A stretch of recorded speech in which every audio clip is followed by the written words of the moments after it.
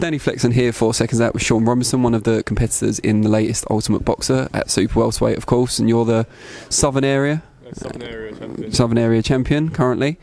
Just tell us why someone with that standing, probably in line for English or British title shots in the near future, would shelve that for now and go into Ultimate Boxer.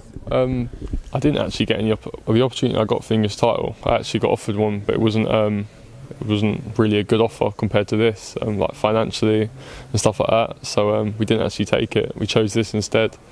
Obviously, it was something like a British title. I probably would. I don't know. Actually, to be fair, I think this is brilliant. It can push you on to that level anyway. I'm confident I can win it. So I thought, yeah, why take that? It's on TV as well. The fights I got offered before weren't on TV. It was just on basically small hall shows for an English title.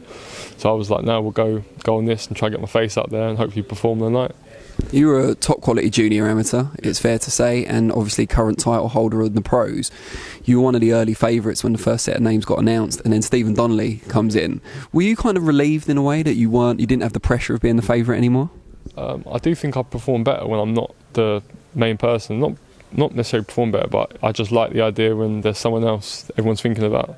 Come under the radar a bit, but it doesn't really matter. I think over 3 rounds, you've just got to beat everyone who's in the tournament anyway. So yeah, I don't mind if I'm the favourite or not the favourite, to be honest with you. Just going to go in there and do what I do, and I think I'll have enough on the night.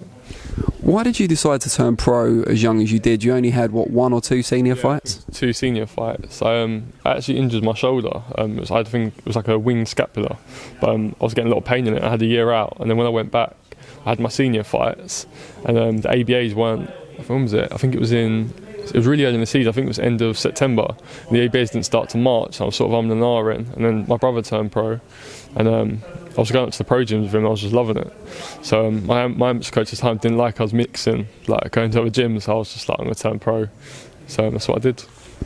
Last couple of fights, obviously Hollywood Josh, as we have to call him, I guess, Josh Jack Povey, when you won the Southern Area title, and then the recent draw with Brennan. Yeah. You've had to kind of get inside against quite long-armed guys who wanted to work off their jab. You're going to get a fair bit of that in this tournament, I think, as well. Has that been kind of a kind of blessing in disguise that you've had that style and how to combat it? Yeah, to be fair, I think I've got to start quicker than having the 10-round fights is different. But like I was saying, everyone was going to me, like, you've got to change the way you box, Josh. And I think I beat him over 10 rounds. I think it was 98, 92, so I don't have to change too much. Like, I've just got to get in there. I'll just do what I do. But yeah, the experience, like Brendan was pressuring me a lot. So I was but it was like basically doing what I imagine the people who are doing this, try and knock everyone out.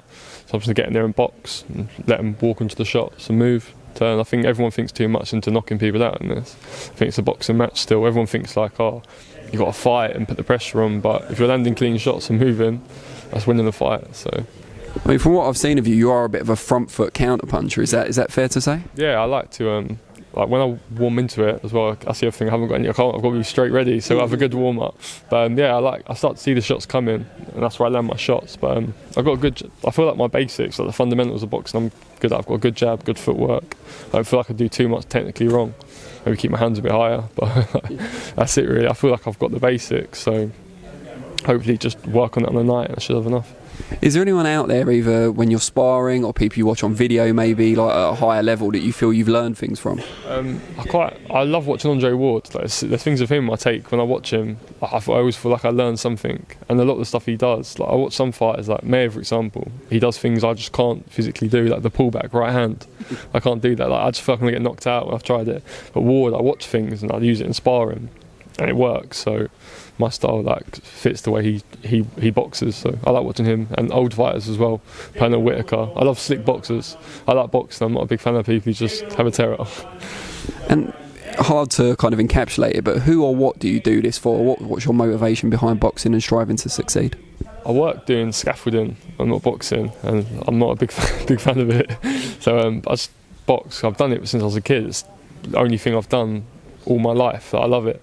So yeah, like getting on a platform like this, I can show everyone. I feel like the wins I've had previously, like against Hollywood Josh, or my draw in my last fight was a draw. I still think they were on TV. I love how you called him Hollywood Josh as well. Yeah, Hollywood Josh. So yeah, but I feel like no one's seen them fights. Like, I feel like if they were on Sky, they were good fights. Like I've seen less fights where people are raving about. Like, but I haven't got exposure. Hopefully now, I say I've got the opportunity. I've got to take it. So. I've got what I've been asking for, basically. Have you got kids or anything yet? No kids yet, no. I don't think you're the only scaffolder in this tournament. I've got a feeling Lewis is, yeah. Yeah.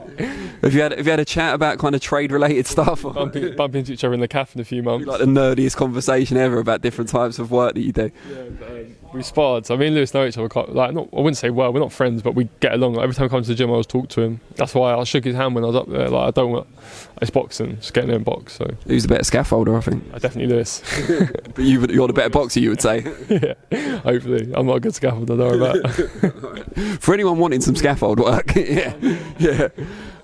Just before we let you go, how can people kind of engage with you more on social media? What are your main handles? Instagram's my main one, really. Sean Robinson 955. I post a lot of my training on it. I've been getting on it a lot more because that's probably my downfall, to be fair. I probably didn't post enough. I don't have Twitter.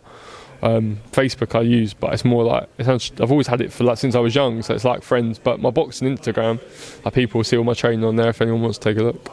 Brilliant. Well, we thank you for your time and we wish you the best of luck. Thank you, mate. Cheers.